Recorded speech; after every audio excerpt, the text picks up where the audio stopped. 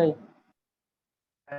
अब ये अगला सवाल है कि किसी शख्स ने क्या किया कि अपने पीछे वाइफ को छोड़ा है, 4 बेटे छोड़े हैं और 1 बेटी छोड़ी है। अब उसमें से एक जो बच्चा है वो कहता है जी मेरे को बाग दे दो एक, और बाकी चीजें आपस में बांट लो। और सारे लोग क्या एग्री भी हैं।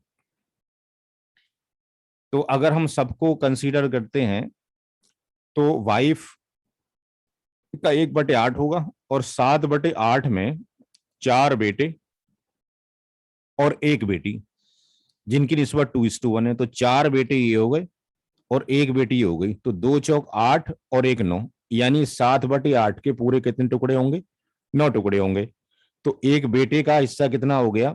7/8 पूरा माल हो गया, उसके 9 डिवीजन हो गए और 2 डिवीजन इसको दे दिए जाएंगे। तो सिंप्लीफाई कर लिया, 2 से इसको काट दिया, 8 को 4, और ये 4 नेम कितना हो गया? 36। तो 7/36 किसके हिस्से में जाएगा? एक बेटे के हिस्से में। और एक बेटी का इसका डबल हो जाना चाहिए, 7/8 1/9 गुणा 1, यानी 7/72। तो हमने क्या किया, इन सारे लोगों को यहाँ पे रख लिया, वाइफ को, सन को सबको रखा, इसको भी रखा, और सबको रखने के बाद इसका एलसीएम निकाला, यानी 72 इसका एलसीएम आ गया। अब यहाँ पे अगर हम देखते हैं, सबको कंसीडर करते हैं, तो पूरी प्रॉपर्टी के 72 डिवीजन होते हैं। तो हमने एक अमाउंट लिया, ये कितना हो गया? इकाई, ढाई, सैकड़ा, हजार, 10,000, लाख, 10, 20,88,000। 20,88,000 एक अमाउंट लिया, उसको 72 से डिवाइड कर दिया, तो एक हिस्सा आया 29,000 रुपए का। तो एक हिस्सा अगर 29,000 रुपए का आया, तो 29,000 को हमने 9 से गुणा कर दिया, यानी 2,61,000 चले गए, इस वाइफ को चले गए। एक बेटे को चले गए 4,00,000, आपके पास 6,000, दूसरे बेटे को भी 4,06,000, तीसरे को भी और चौथे को भी, और बेटी को 2,03,000 चले गए।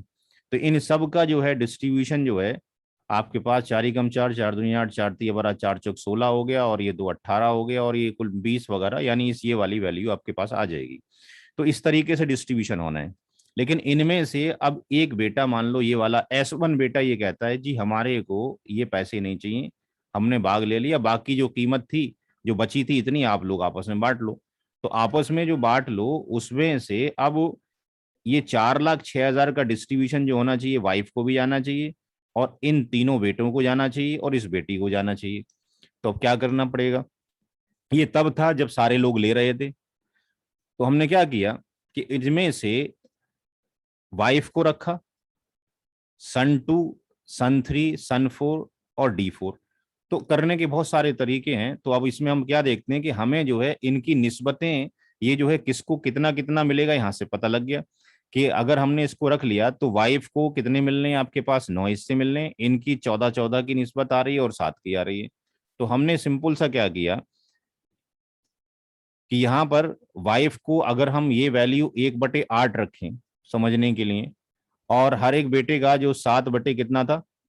36 रखें, और ये 7/36 रखें, और ये फिर 7/36 रखें तीसरे बेटे का भी, और इसका 7/72 रखें। और अगर इसका एलसीएम निकालना चाहते हैं ऐसे करके, तो ये आपके पास 72 आ जाएगा, और यहाँ पर ये 8 नेम 72, ये 9 आ जाएगा, और ये 36 दूनी 72 और 2 सत्ते ये 14 आ जाएगा, और ये भी 14 आ जाएगा, और ये भी 14 आ जाएगा, और 72 एकम 72 ये 7 आ जाएगा। तो जो हमने फ्रैक्शन की वैल्यू लिखी थी वहां पे, रेशियो की वैल्यू लिखी थी, वो यहीं पर आ गई, 9 14 14 14 7। इन सबको जोड़ें, 9 14 14 7 को, तो हम देखते हैं कि कितने हिस्से बनते हैं? 58 बनते हैं।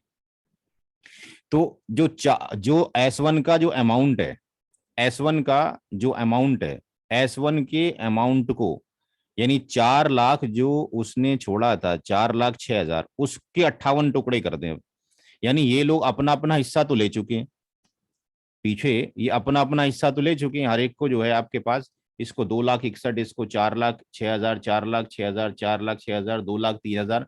अब इस ये जो बचा हुआ है इसके हिस्से करने हैं, इसके हिस्से करने हैं। तो एक तरीका ये भी है जो मैं आपको यहाँ समझा रहा हूँ, उस जितना अमाउंट बचा है उसको, उसके कितने हिस्से करने हैं? 58 हिस्से, चूंकि इन लोगों में तकसीम करना है।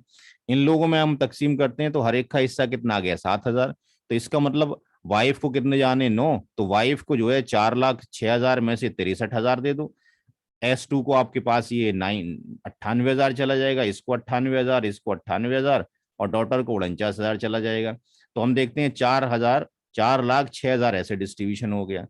तो हम इसको इस तरीके से भी आपके पास डिस्ट्रीब्यूशन कर सकते हैं।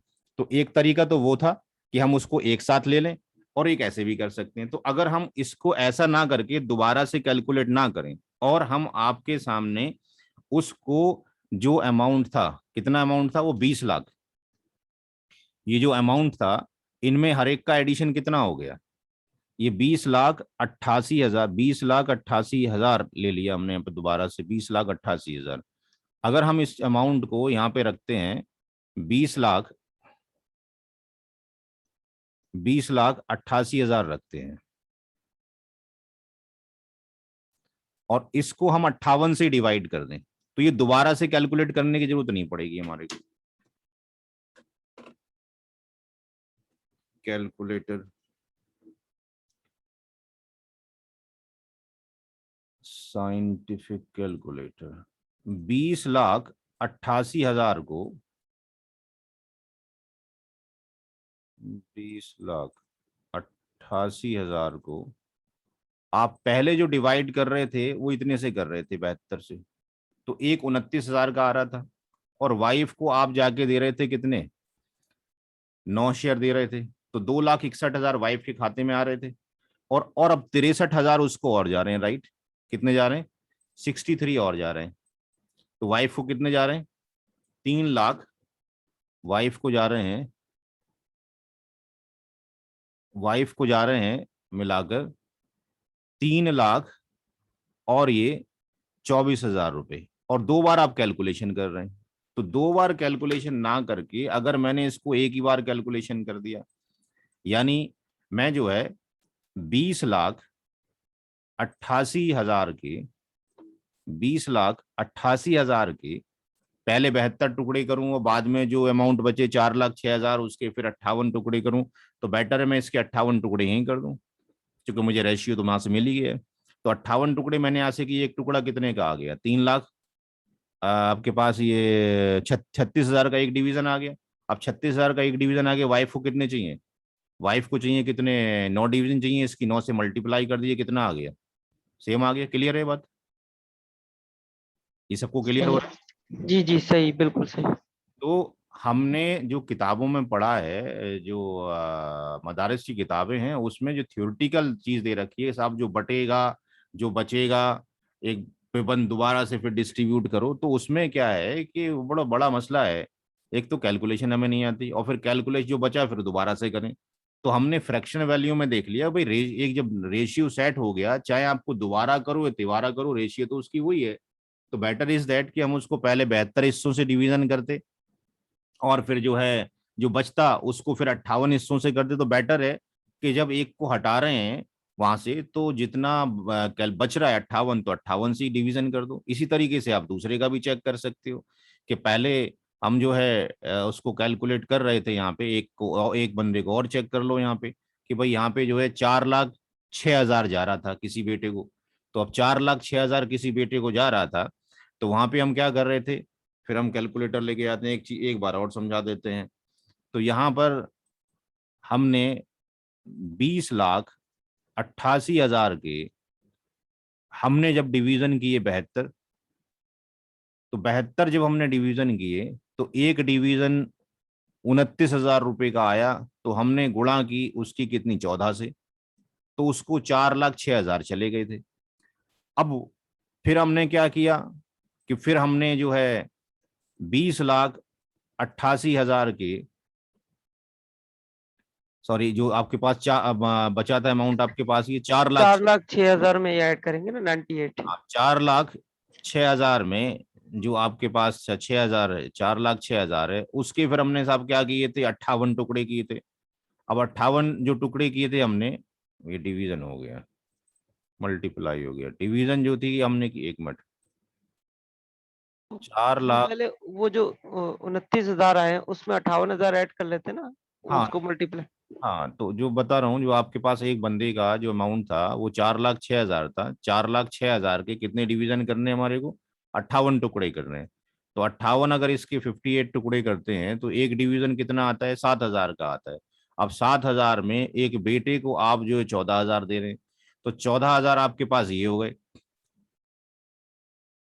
और पिछले वाले जो आपके पास थे उसके पास वो 4 लाख, आपके पास 6,000 थे। तो इन दोनों को जोड़ते हैं आपके पास, तो ये 5 लाख कितना बैठता है? इतना बैठता है। यानी दोनों का मिला के हमारे पास कितना आना चाहिए? आना चाहिए 5 लाख, और आपके पास 4,000 आना चाहिए। तो बेटर तरीका क्या है कि हमने उसको ऐसे ना करके इस अमाउंट को, टोटल अमाउंट को हमने जो है 20,88,000 को एक साथ ही 58 से कर दें।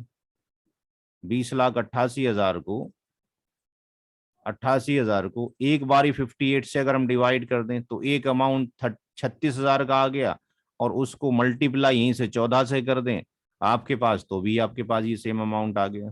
तो ये दोबारा दोबारा ना करके एक ही बार कर लें। तो आगे जो इतने मैंने सवाल किए हैं उसमें सिर्फ 2 सवालों में समझा दिया है, बाकी में डायरेक्टली इसी तरीके से किया है।